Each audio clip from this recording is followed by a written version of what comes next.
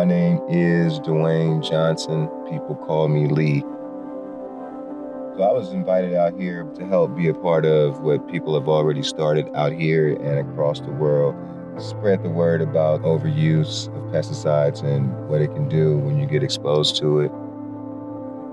When I got exposed, my whole life changed. I ended up with a very serious illness and a very serious situation.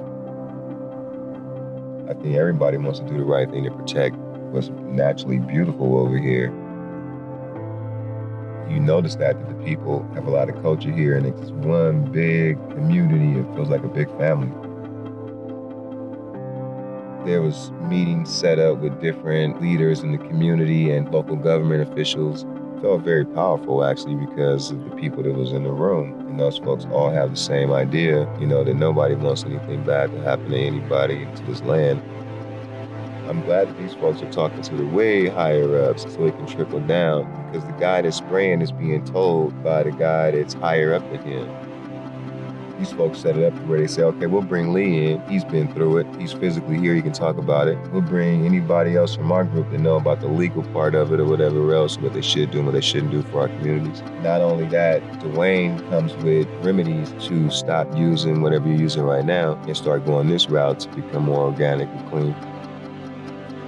We got invited to come along on this tour, go island to island with Lee Johnson and say that we know the alternatives. And if the alternatives are available, why not use them? By switching over to the safer stuff, now my plants are so healthy, having healthy soil and healthy plant material. My own team, they are happier because they know what they're putting down is safe. They're not going to run the risks of having an issue of something that could be detrimental to their health in the future. When I see guests, I tell them that you're walking on the safest lawn you can be on. In the whole stretch of Kaanapali, we don't use chemicals here. It really makes them feel good that when their kids are out playing on that grass, it's not going to make them sick. And it's really leaving a legacy of positive change. I see a lot of positive changes coming down the pike through landscape.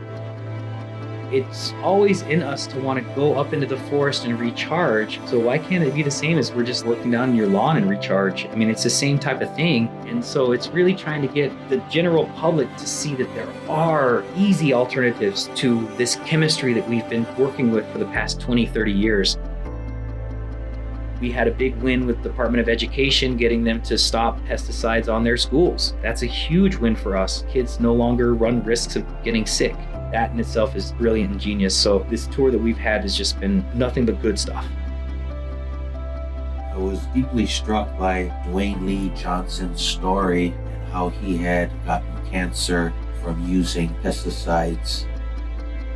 We're introducing an upcoming pesticide bill to protect families that use our county parks and also our workers. So currently, there's 5 county parks that are on a program where they're not using any pesticides. As island people living in Hawaii and living in an island environment with limited resources, when we're using pesticides, it will eventually leak into our groundwater, our streams, into our oceans, and it definitely affect our reefs. Pushing the pesticide bill to really help not just for public health, but for environmental health as well. So we definitely want to practice aloha aina, malama aina, care and love for our land. And Hawaii is just such a special place. It's not only ground zero for industrial agriculture, but there's just so much that people can learn. I think that we're also seeing this cultural revitalization and people who want to get back into farming and who are getting more in touch with land again. And so it's really cool to have Lee here to share his story and see him literally sharing a stage with activists that have been doing this work for so long, protecting natural resources in Hawaii. So it's pretty amazing. I'm so thankful and just blown away by all the people, activists, nonprofits here that have pitched in. And whether it's a school or a park, everyone who uses that space has an incentive to want to take care of it. We're all exposed, whether it's in food or drinking water, or we lay on this grass. It's part of our everyday lives. And so we just have to figure out a way to engage people in the right way. It's maybe that what they really care about is water, or they really care about farmers or landscape architecture, and so let them run with that. And that can be their reason for wanting to start this.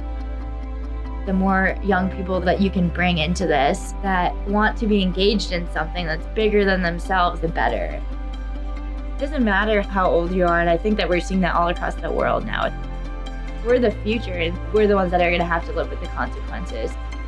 If there's a problem, you can do something about it.